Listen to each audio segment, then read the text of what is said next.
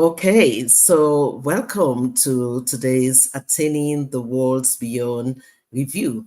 We are reviewing chapter 32, which has a very interesting title, Battling for the Perception of the Creator's Oneness.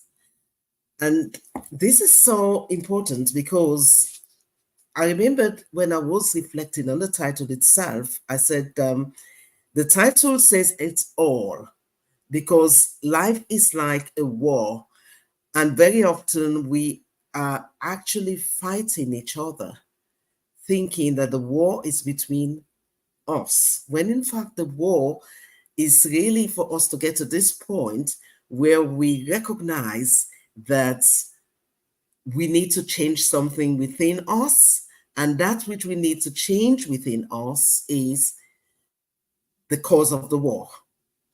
Egoism was designed purposefully. I like the way Dr. Lightman actually said that egoism is an evil angel that was created purposefully to give us pleasures. But these pleasures that the egoism will give to us will be the trap that will keep us in exile from the spiritual world. And until we give up on that, until we are able to overcome that pleasure that the egoism gives, we are not free. We are slaves. And to be honest with you, this element of slavery, when it comes to mind, I realize how much almost 99% of people in this world, we are slaves. We just don't know we're slaves. We think we are free people, but we are not free people until we are able to exit the power of the ego in our day-to-day living. So today, it's all about understanding the inner work that we have to reach in order to be able to ascend spiritually. In our world, when I was thinking again, when I reflect on this chapter, I said our world is so confused that even when we talk about spirituality, we have made spirituality into something called materiality. So I remembered, even myself included, you would think that, oh, you know what, I could just take this mantra and listen to it, and somehow I'm going to spiritually ascend. You get me? So we've made everything, and I like, the chapter started off with this definition of what the masses are, that they are homeowner, but it's not about your home. It's really about the desire, the vessel, the desire for self. Whereas what we need to do is to create a home for the creator. And how do we do that? We need to give up on ourselves. And until we do so, there's no home for the creator. So let me hear from you, Francis. What do you want to say about this chapter?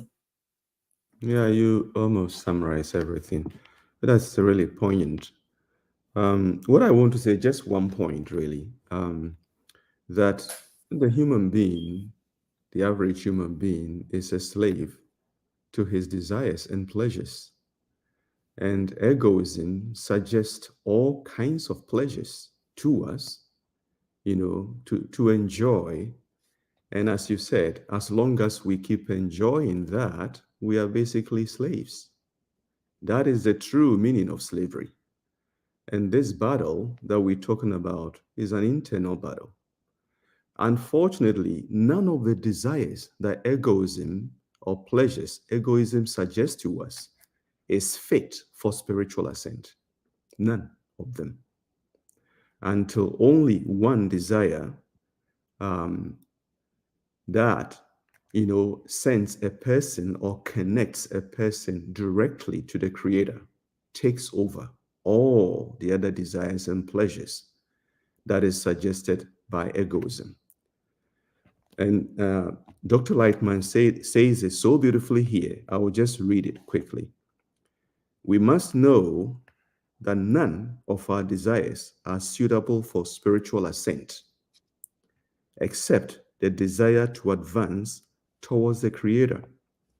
This desire is known as Israel, from the Hebrew words yashar, which is straight, and El, which is God, meaning straight to the God.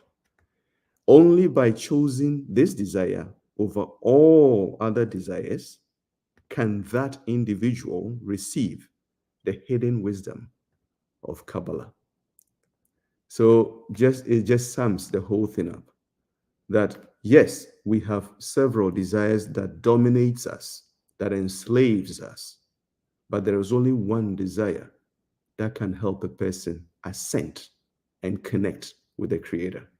Until that happens, this battle continues inside a person. Atuso?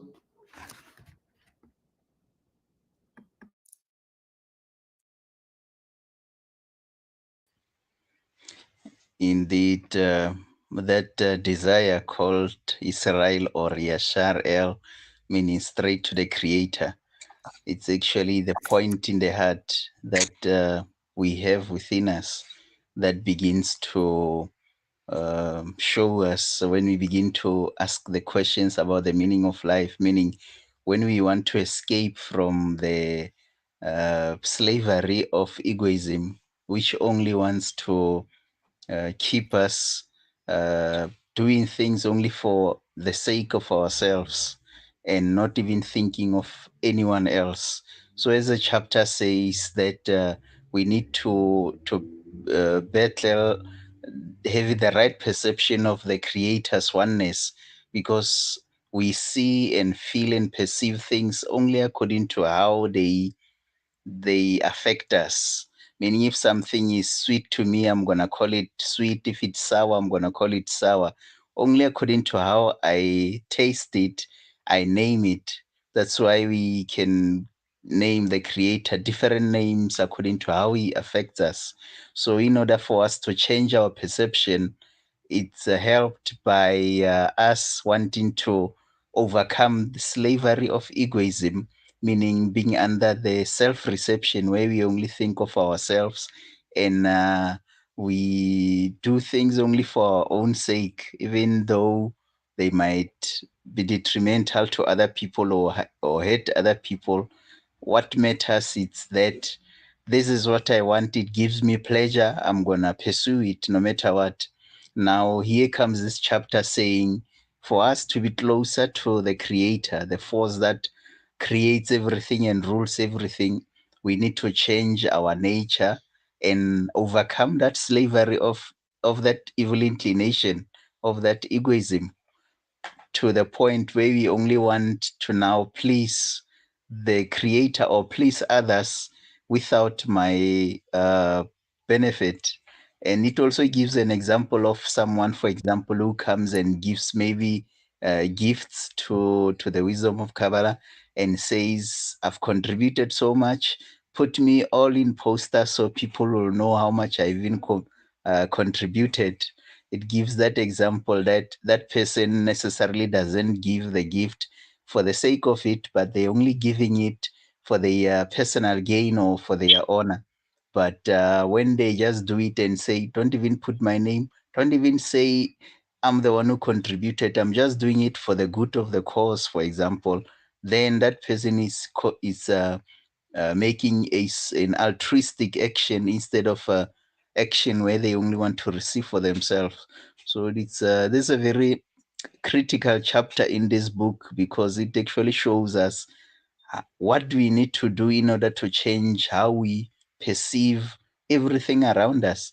Because think about it, everything from our upbringing, it's all about being a stronger slave to the ego, because we are taught from an early age that, you can even stamp on people, trample on them as long as you get what you want and you become the best.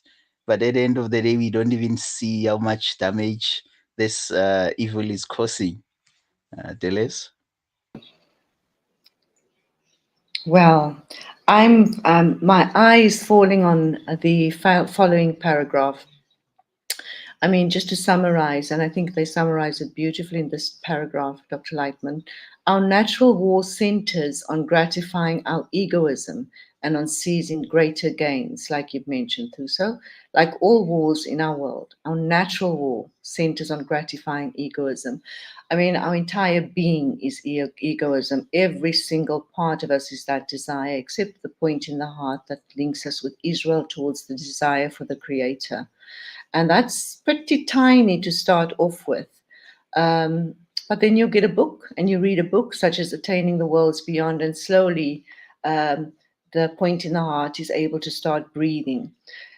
And it goes on next. However, the meta war, the war against our own nature, focuses on relinquishing the domain over ourselves to the enemy, the creator. Because throughout our life, this egoism tells us the creator is your enemy. You're not going to get anything from that. Why do you even think of engaging in that?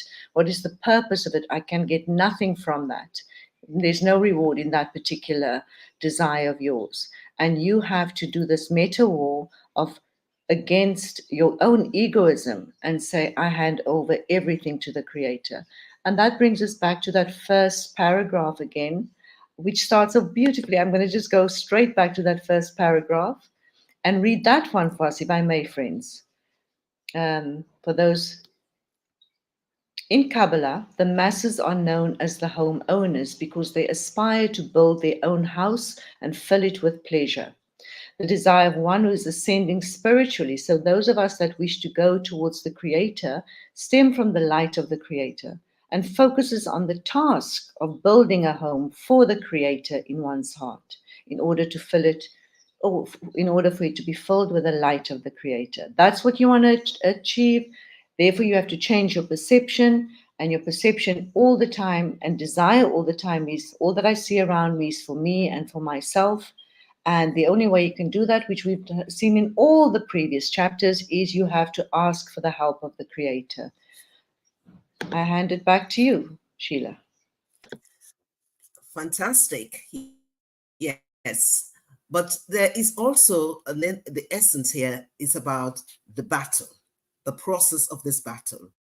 Because ultimately, there has to be, no one is going to bypass this battle. You're not going to come with your intellect to spirituality. You're not going to come with your actions to spirituality. And I wanted to speak on what Thuso said about the example of this person who gave donation and said they want to be published, they want to be known. There's a double-edged sword with that story. There's the element of what someone does in action.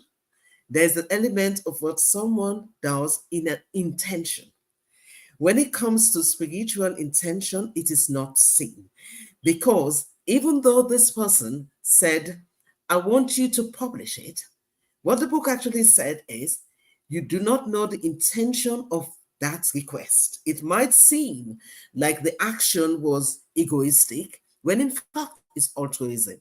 Because that person could have said so, because they want that newspaper to publish Kabbalah. I remember I went back and read this over and over, and then I said, imagine if I have £1 million and I give it to a Kabbalah center and nothing happens. How do I know that 1 million people will ever know Kabbalah? If I say I want you to go publish it, it might seem like I'm egoistic. But the goal of the Kabbalist is this: you never share your intention. That intention could be, I want the newspaper to promote Kabbalah, but I cannot go to the newspaper and tell the newspaper, please write an article about Kabbalah. They're going to say, excuse me, we don't sell newspaper as a result of Kabbalah story. No one. But if you would say, you know what, I'm just giving £1 million to this place called Kabbalah, the first thing I want to say, well, excuse me, what on earth is Kabbalah anyway? Let's interview you. Now, this is a good publication for promoting Kabbalah. So always remember, in this work, the battle is, it says that the battle is between the thoughts, action, and intention. Ultimately, we have to work towards changing our intention, because action doesn't necessarily say anything. But the real battle is also to do with the fact that, and this I remember seeing this picture, was everything that is happening to us is orchestrated by the Creator. Everything. Even if your mother-in-law comes and beats you up in your home, the Creator approved it. Period. You may not like the beating, but the Creator approved it. Ultimately, it is about what you do about that situation, because ultimately you have to get to this point where you recognize the Creator actually approved that event, and you have to go to the Creator and ask the Creator for you to accept it as the Creator's action. Otherwise, you could be going around fighting your mother-in-law when in fact it's the Creator that put your mother-in-law in that position to do the action in the first place. And this is the biggest battle that we have to fight to get out of, which is our intellect, our thoughts, our feelings, our emotions, all of which is under the grip of egoism. And only the Creator can take us out of it. And He did say, until the Creator take that feeling away from us, we are all out of the spiritual world. We are exiled from it. And Definitely. prayer is needed for us to be there. So Okay. he is. It looks Any like other comment before we close? just a quick one. It looks like he's the only actor. There is no else acts. There is only one actor, and this actor orchestrates everything, our thoughts, intentions, our actions, just to draw us closer to him. That's all I wanted to say. Yeah. Well, thank you so much for watching today, and we welcome you next week. Thank you. Thank you.